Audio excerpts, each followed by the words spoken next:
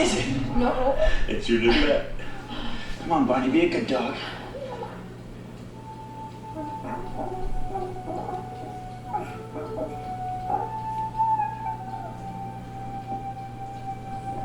You're kidding. Yeah, it's really neat. Where did you get this? Some little junk store in Chinatown. Can I pick him up, Dad? Sure, go ahead. Just be careful. You got a big job. I will. I hope his house broken. Oh, isn't it cute? Has it got a name, Dad? Yeah, Mogwai. What? Mogwai. I don't know, some Chinese word. I just call him Gizmo. He seems to like it. Gizmo, look up here a minute. Hey, get a picture taken. Smile. Ready? 1, 2, 3. No. What happened? He hates bright lights. You know, there's some things I forgot to tell you guys, and they're really important. Number one, he hates bright lights. We know that. But you got to keep him out of the sunlight. Sunlight will kill him. Number two, keep him away from water. Don't give him any water to drink. And whatever you do, don't give him a bath. And probably the most important thing, don't ever feed him after midnight.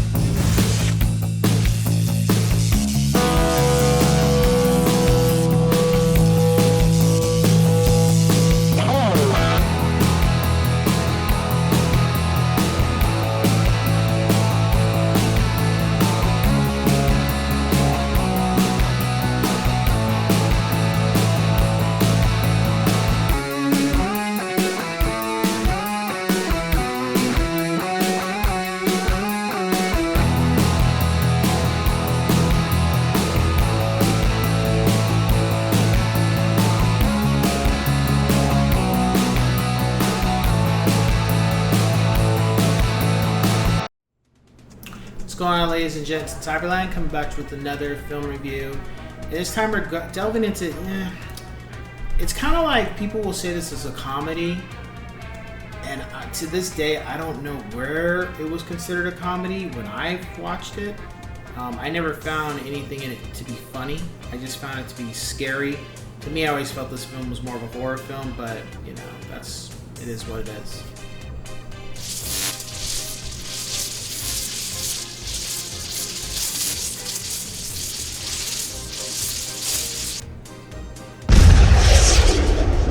Gremlins.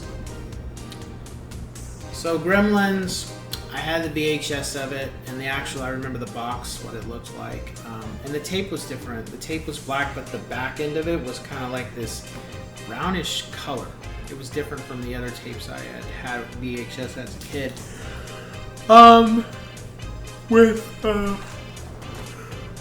With Gremlins, it was a film that I would just watch. But I never felt one way or another way about it. It was scary, but it wasn't scary to me. I don't know what it was. I was just desensitized to what was in the film. And as I look back on it, I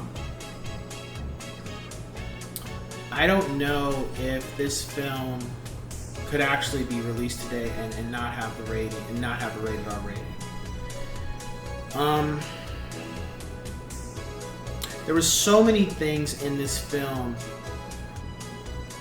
that I don't know how it was warranted to be a comedy, or how people will say it's a comedy, because I never felt any scene in here made me laugh. It was more like, you come across these damn things, it's called run, or you better have some type of weapon to kill these damn things, because they don't play. They're evil. They have no problem with murder, and they have no problem with torture before they kill you. And that's definitely what I got from this film. It follows a guy named Billy Peltzer, and he works at the bank. And he just is, he just kind of just trying to economically continue to help his family, him and his dad and his mom, since his dad is an inventor, but he hasn't really had too many inventions that take off and sell. So he's just doing his part. And at some point, his dad is in Chinatown in New York, and he buys this animal, which wasn't for sale, but the owner's grandson gave it to him. He bought it. Brings it home, and it's a Mogwai, and he calls him Gizmo. And everybody, Gizmo's iconic because they'll deny it, but the Furbies, when that was a thing, they copied from Gremlins. And everything's going okay with the Mogwai until Billy starts making some mishaps and not being fully cognizant or being fully aware of what he's doing, or his friends. And then all of a sudden we get 5 more Mogwai, except these Mogwai don't act like Gizmo. Their behavior is totally different. They're a lot more aggressive, they're rambunctious, but also they're not very pleasant when it comes to interacting with Gizmo. And then Gizmo's already given off a vibe like something's not right either. And then lo and behold, things start happening that it's not something that's normal, especially what happens with the dog, where he gets hung up outside in the snow, and they're trying to figure out who did this. And we all know as the viewer who did it, but it's one of those things of well, you're already starting to see what these little bastards are capable of, and they only did that in the small form they are. And then when things really become a problem is when they eat after midnight, and then you see what manifests after that, and that's where you get the Gremlins and what Gremlins are and what they do. And you get more of them, and they start all hell breaks. The shit hits the fan. All hell breaks loose in Kingston Town. And the funny thing is, the dad isn't present when all this stuff happens. He comes in after all the calamity and woe has been done. But I'm like, dude, this, you had a hand in this shit, right? And you weren't even here when the damage started to happen. And we have Phoebe Cates in here. She hasn't really done anything as of late because she's married to Kevin Kline, and he does the movies, and she kind of been the homemaker, being the mother and taking care of the kids and stuff when they got together. But she was in here, and she was cool. She wasn't damsel in distress. She had some good merit points.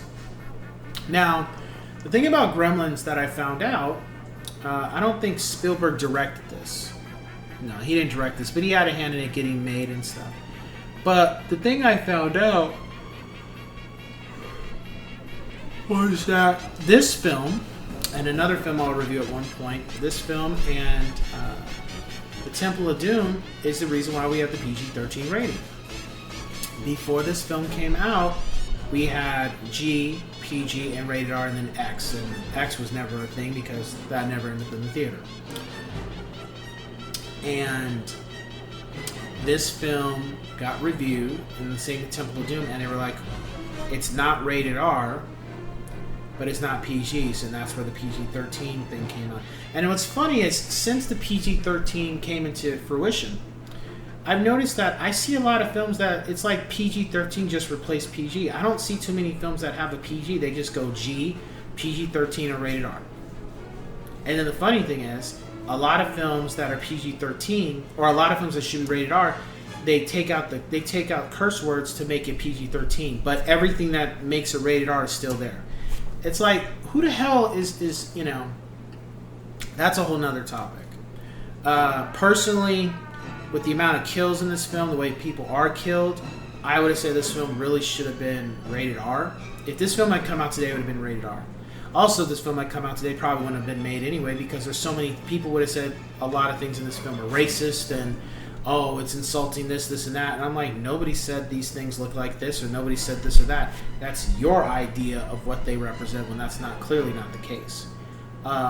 The one thing I did get from this is that the way the Gremlins act it is a mockery of how we as humans interact with each other and how we interact in general when it comes to living our lives. So the things the Gremlins were doing were very similar to what humans do from time to time. This film is very dark.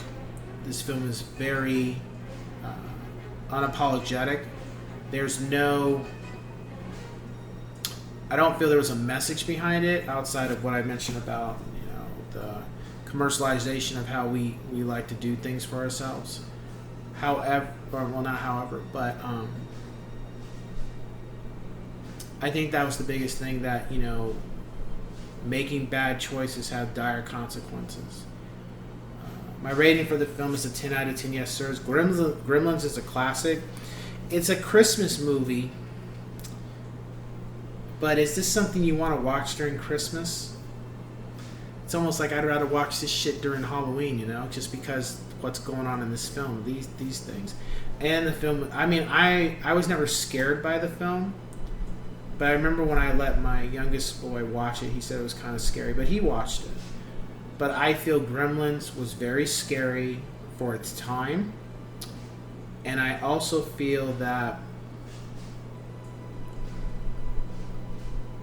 they toned it down a bit when they finally did part 2, and I get why, because the nostalgia that 2 brought when it came. So, we'll get to the topic about that shortly. But anyway, if you've never seen Gremlins, like I've said, check it out. I'm not saying you'll be disappointed or you'll like it. I'm just saying that it was a classic because of it was something different in the 80s. I mean, when it came to